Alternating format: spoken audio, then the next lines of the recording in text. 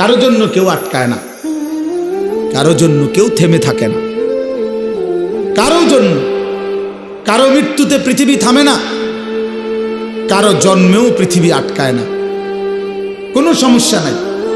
কিন্তু দোস্ত আমার, আমরা প্রত্যেকেই আলাদা আলাদা নিজ নিজ কবরে ফিরে যাব, এটা মনে রাখতে হবে। আলাদা আলাদা নিজ নিজ কবরে ফিরে যাব আমরা। কাজেই একাকী হতেই হবে, একদিন একাকী আল্লাহ তাআলার মুখোমুখি হইতে হবে। সেদিন টের পাবেন, সেদিন টের পাবেন। কোরআন শরীফে আছে, আলহাকুমুত তাকাসুর হাত্তা জুরতুমুল মাকাবির কাল্লা সাউফা তা'লামুন। আল্লাহ বলে, বান্দা দুনিয়ার নেশায় আখিরাত ভুলে গেলা, তো মনে রেখো একদিন কবরস্থানেই পৌঁছবা, আর সেদিন আমি আল্লাহ তোমাকে জানাবো আমার প্রতিটা নাফরমানির শাস্তি কি। আমি জানাবো বান্দা, আমি দেখাবো তোমারে, তুমি দেখবা বান্দা, আমি তোমাকে দেখাবো, আমি তোমাকে বুঝাবো। এজন্য দোস্ত, নওজোয়ান, প্রিয় সাথী, এটা মনে রেখো বাপ, আত্ম উপলব্ধি, আত্মপরিচয়, আত্মসম্মান, আত্মমর্যাদা অনেক বড় সম্পদ। এটা বুঝা যে আমি কে, আসলে আমি একজন মুসলমান, আমার বাবা মুসলমান, আমার মা মুসলমান, আমার বংশ মুসলমান, আমার গোটা মহল্লা মুসলমান, আমি ইমানদারের সন্তান, অথচ আমি এক ওয়াক্ত নামাজ পড়ল না। 365 দিনে খোদার এক বছরে কোনোদিন ফজরের নামাজ পড়ল না। এটা মুসলমানের বাচ্চা, এটা মানুষের বাচ্চা, এটা জানোয়ার না। তো জানোয়ারটা কেন? এ জানোয়ার না তো জানোয়ার কে তাইলে? কে জানোয়ার তাইলে?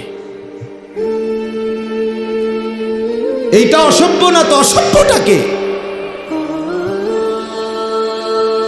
এটা না তো কে অসভ্য?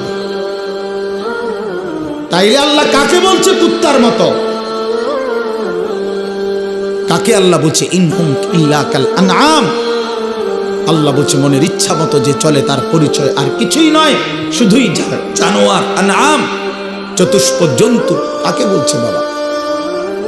এই মানুষ রূপী এই জানোয়ারদেরকে বলছে, যাদের জিন্দেগিতে সেজদা নাই, আল্লাহ নাই, আখিরাত নাই।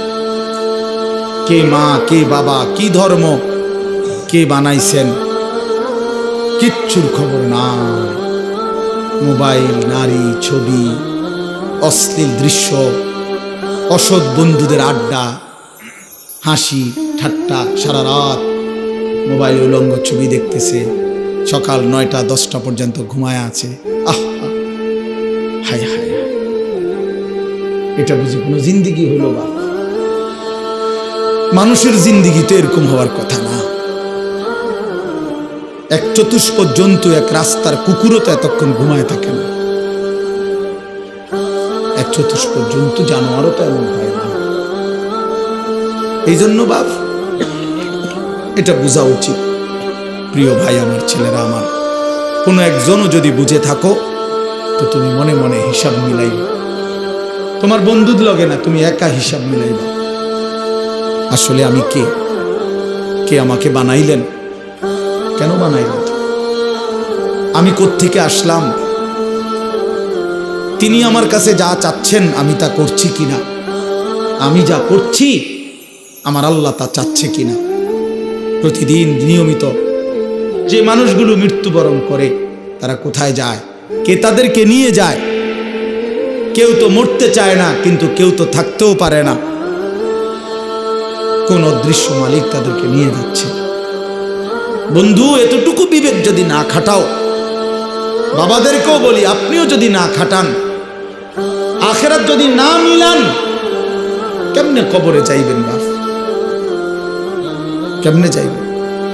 খাট পালং আর সোফা ফার্নিচার বানাইয়া হিসাব মিলাই এলেন, মানুষের দেখাইলেন খাট পালং সোফা, বিল্ডিং, দালান, টাইলস, জমি, গাড়ি। আহা বাবা, এগুলো কি মিলাইয়া গেল? এগুলো তো আপনার আগেও পৃথিবীতে ছিল, আপনার পরেও থাকবে পৃথিবীতে। কিন্তু আপনি কবরে কি নিয়ে যাচ্ছেন?